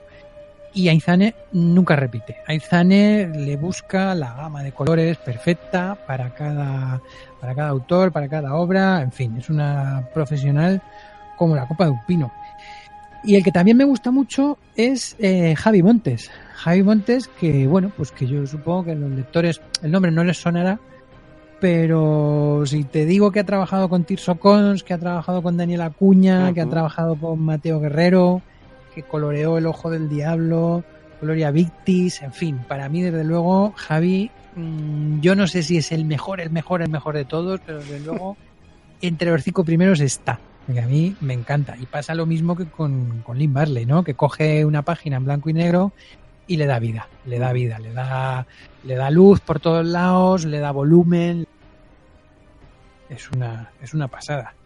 Jaime Martín, el autor de Sangre de Barrio, pues también fue uno de los pioneros. De hecho, Jaime Martín y Jaume Baker, el de Johnny Roqueta, fueron de los pioneros en color digital en España. Yo recuerdo ver sus páginas, las páginas de Jaime en el Víbora y las páginas de Jaume Baker en el Jueves. De hecho, Jaume me contó que bueno, pues que él fue la primera persona que llegó al Jueves con las páginas en un disquete. Ostras. Yo llego allí y dijo, ¡hala, aquí tenéis mis páginas! Y les dejó el disquete y allí en el Jueves no sabían qué hacer con eso. Decían, ¿pero qué hacemos con esto? Y el hombre decía, no, tú llévatelo a la imprenta y allí ya saben lo que hacer con ello. La verdad es que estoy viendo imágenes a través de internet. Si hacéis una búsqueda muy sencilla, la encontréis enseguida, del Ojo del Diablo en tinta, los originales, y luego a color, y vamos, es que es una pasada. O sea, cuando ves solo la tinta está muy chula, es muy bonita, pero cuando le da el color es que es otra dimensión. Sí, desde luego, tú lo has dicho, le da otra dimensión. Mientras está en blanco y negro, la cosa tiene 2 y cuando añade el color ya todo es en 3D y maravillosamente coloreado, maravillosamente iluminado. Muy armónico. Es que es un pedazo de crack. Pues es espectacular, la verdad. Y con lo que comentabas también antes de que ahora es todo digital y que lo que sé, porque en los 90 sí que es verdad que había un impulso muy grande, sobre todo en el cómic americano, de que el digital se viera claramente que era digital, con unos colores súper saturados, súper fuertes, que llamasen la atención muchísimo. Vamos, que no escondían los efectos y los degradados, las luces y todo eso. Sí, de hecho se pasaban un poquito a veces. Un poquito demasiado. Pero sin embargo ahora la tendencia es, vale, lo hago digital, pero siempre está esa búsqueda de que lo digital quede lo más manual o posible, ¿no? O sea, que ese efecto, se está buscando ese efecto de línea sucia, de tinta pues que parezca que está hecha con acuarela pero en realidad es digital. O sea, esa búsqueda curiosamente claro, exacto, la ironía de todo esto es esto, que yo me he pasado cuando yo trabajaba en manual, me pasaba la vida tratando de conseguir un color plano, un color limpio, y ahora que lo fácil es el color limpio y ya está, pues lo hago al revés. Pues ahora lo que intento es darle un poquito de textura, que parezca una cosa más manual. Pues sí, esto es así. De hecho, y lo bueno es que, claro, hay tantas herramientas, tantos tipos de pinceles digitales y tantos programas que han evolucionado tantísimo que ahora mismo las posibilidades son infinitas. Bueno, ¿quieres destacar algún colorista más? ¿Seguimos o...? Bueno, pues quería hablar un poquito de John Higgins, que yo no sé si a ti te suena este señor. No. No, ¿verdad? Ni a ti, seguro que a nadie. Pero si te digo que es el colorista de Watchmen, vale. Igual ya sabes de lo que te hablo. Bueno, pues John Higgins formó parte del equipo de creadores de Watchmen junto con el guionista y el dibujante como uno más. Desde el primer momento se reunieron los tres en un pafeto de Inglaterra y estaban allí Alan Moore y John Higgins y... Ostras, y el otro era Gibbons, y Dave Gibbons. Si buscas John Higgins en internet, te sale un jugador de billar de, pues puta, ese no es. De puta madre. Ese no es otro, ¿eh? Te dije buscar, pues ese no es. Buscar Watchmen, John Higgins, mejor. Exacto.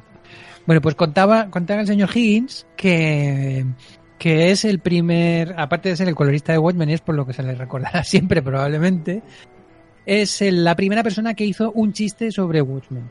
Ajá. Y contaba, bueno, pues que cuando estaban hablando con Alan Moore y con Gibbons en un pafeto británico, se salieron afuera porque dentro había mucho ruido, no se podía hablar. Y entonces John Higgins dijo, ahora sé cómo se siente el Doctor Manhattan. Los otros dos se le quedaron mirando y le preguntaron, ¿y eso a qué viene? Y John Higgins dice, parece que hacía mucho frío, dice, bueno, pues porque tengo el pene azul. Tenía que ser un chiste de colorista, claro. Claro, chiste cromático. Chiste cromático. Bueno, pues Higgins, no sé si lo he comentado antes, pero resulta que los coloristas, parte de que no han estado muy reivindicados y de que no se habla mucho de ellos y no han estado todo lo valorados que deberían estar, ni siquiera han tenido derechos de autor. Es decir, los autores de cómics, es verdad que costó mucho conseguir que pagaran derechos de autor por un guión y por un dibujo, pero por el color todavía hay coloristas que no cobran derechos de autor. Bueno, sin ir más lejos, yo hace un par de años estuve coloreando unas cosas para Francia y yo cobré lo que se me dio en mano y ya está, y no cobré derechos de autor sobre esa obra que he coloreado nunca, porque venía siendo la práctica habitual. ¿Y qué pasa? Que Watchmen es uno de los tebeos más vendidos de la historia. Uh-huh. Reimpresión tras reimpresión tras reimpresión, John Higgins no ha vuelto a cobrar un duro de esta obra. Hasta que hace unos poquitos años hicieron la edición Absolute y tanto Moore como Gibbons presionaron para que a partir de entonces cada reimpresión que se haga de Watchmen, John Higgins reciba su justo derecho sobre esto. De hecho, bueno, para este royalty, tipo de trabajo, Higgins recoloreó parte del tebeo, ¿no? Lo remasterizó, digamos, y bueno, y a partir de ahora, pues este señor podrá vivir de las ventas de las reimpresiones que se hagan a partir de ahora de Watchmen. Pero fíjate que todas las reimpresiones que se han hecho antes, madre mía, sí, es una barbaridad. Él no cobró, pues cobró lo que le pagaron al principio, como cualquier otro cómic que hubiera coloreado para DC Comics. Y ya está, y la verdad es que es una batalla ahora mismo.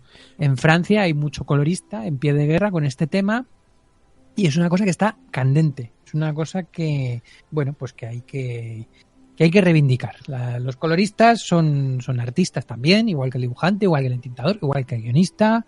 Y si su obra genera derechos de autor, pues ellos también tienen que cobrarla. Vamos, yo lo veo bastante de cajón. Además que estamos hablando de un perfil de colorista ya, porque por ejemplo a la obra de Watchmen el color es muy importante. Quiero decir, este hombre sí que lo utilizaba para darle intensidad a las escenas, para narrar básicamente, porque al final claro, es de lo que estamos hablando. Y sí que hay unos juegos con los tonos fríos, cálidos, según lo que se está contando, muy importantes.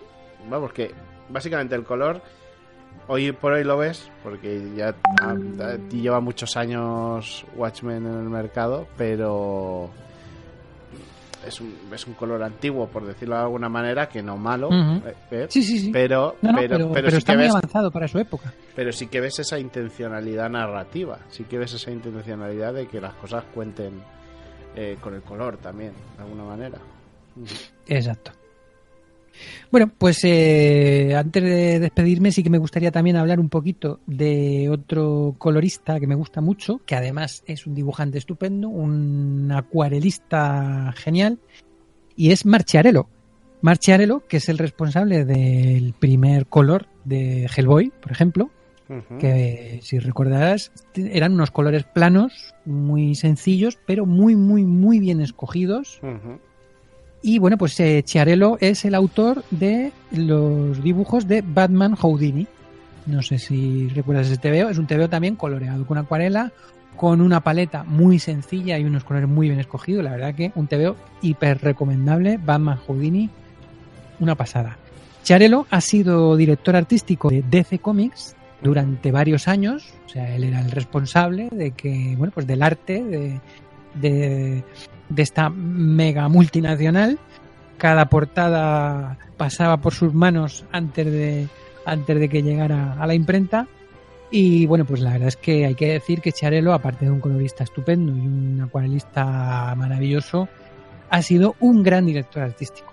Tenemos que lamentar que recientemente lo hayan despedido por recortes presupuestarios en DC Comics. Tú fíjate cómo está el patio.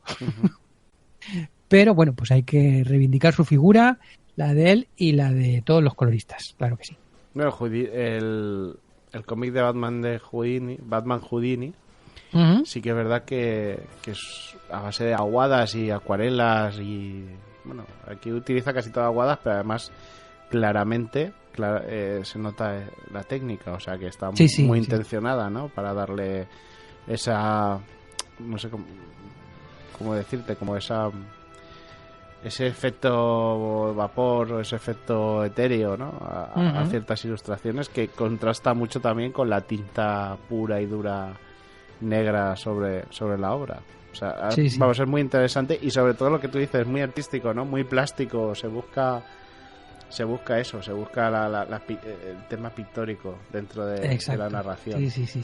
No es un trabajito de encargo más. No es colorea esto, no es darle color, darle colorines. Exacto. Es todo un trabajo de integración, ¿no? De tinta. Bueno, la verdad es que en cómics se ha probado de todo.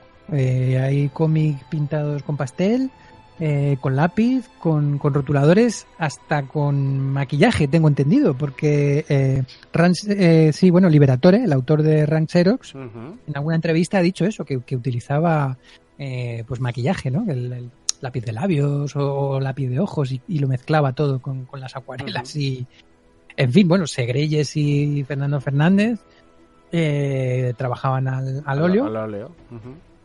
Y Luis Rollo con aerógrafo. A mí en un salón del cómic me fascinó mucho ver a Bill Sienkiewicz, que vino aquí a Barcelona.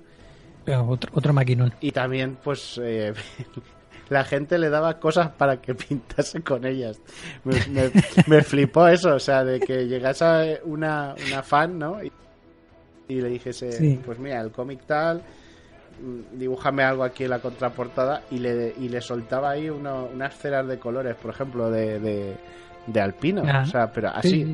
Sí. Y aquel cogía las ceras de colores y con eso hacía la ilustración, ¿no? O sea, pues eso, gente pues, con mucho talento. Y yo estaba en esa cola lo flipé. Fue un auténtico espectáculo verle trabajar. Eso sí, hizo muy poquito.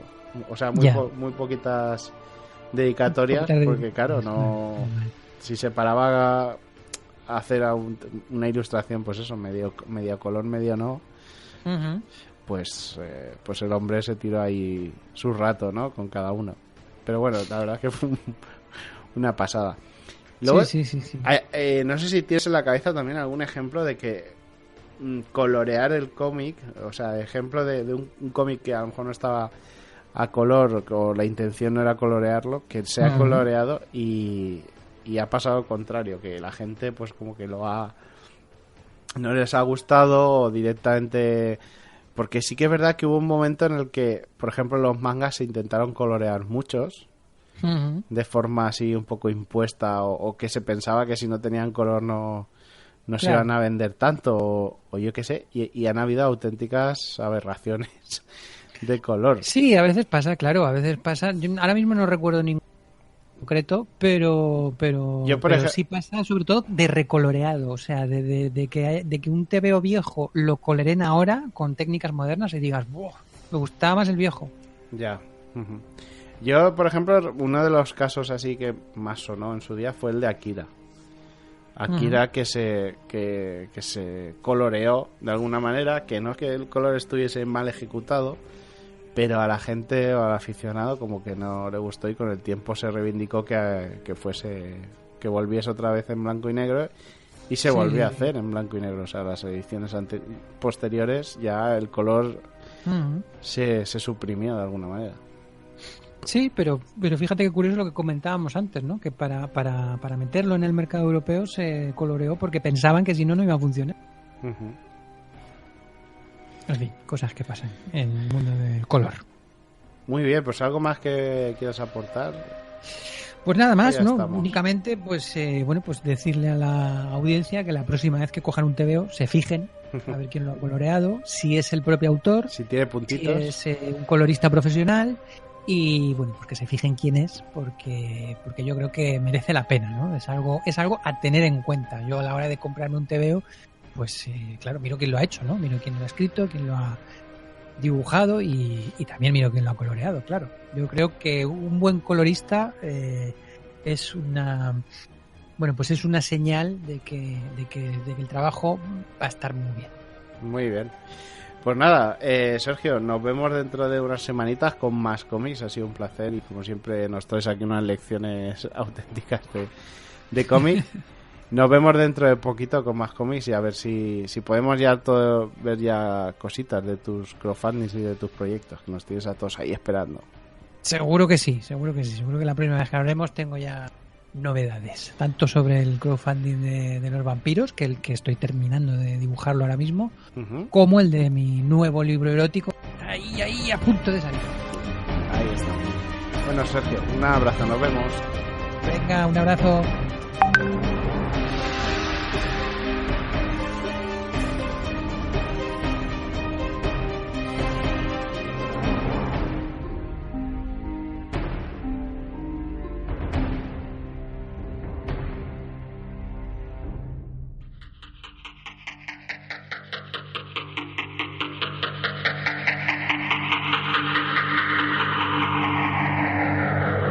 Accediendo a sala de mando.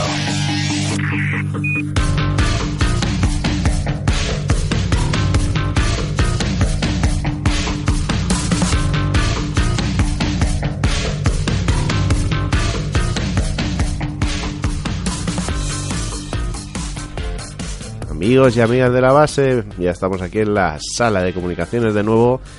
Bueno, estoy aquí en la mesa, sentado frente a todo el papeleo que tengo, porque tenemos mucho trabajo todavía por delante. No penséis que la base va a parar la maquinaria así como así. Y estoy mirando los datos y las fechas de los futuros programas y creo que vale la pena que nos sigáis, que nos dejéis comentarios, que nos deis al me gusta en todas las publicaciones, que nos digáis las cositas que os gustan y las que no. Ya sabéis que nos tenéis en todas las redes sociales ahí a tope, y por supuesto en nuestro Discord, no os lo perdáis.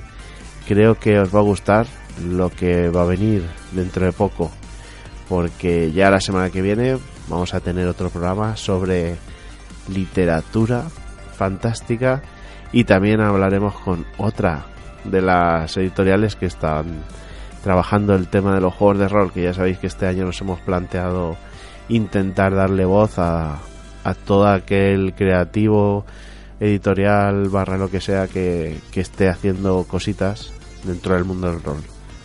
Así que en nada, nos estamos escuchando otra vez aquí en vuestros audio receptores. Un abrazo muy fuerte de Chucky, que os habla como siempre, y si os quiere.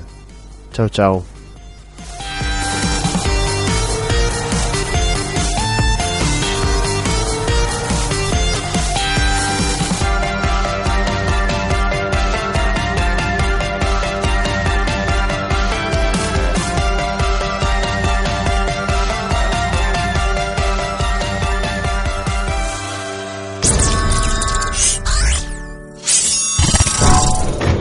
Agentes, podéis escucharnos en iVoox, iTunes, Google Podcast, Spreaker y Spotify como La Base Secreta.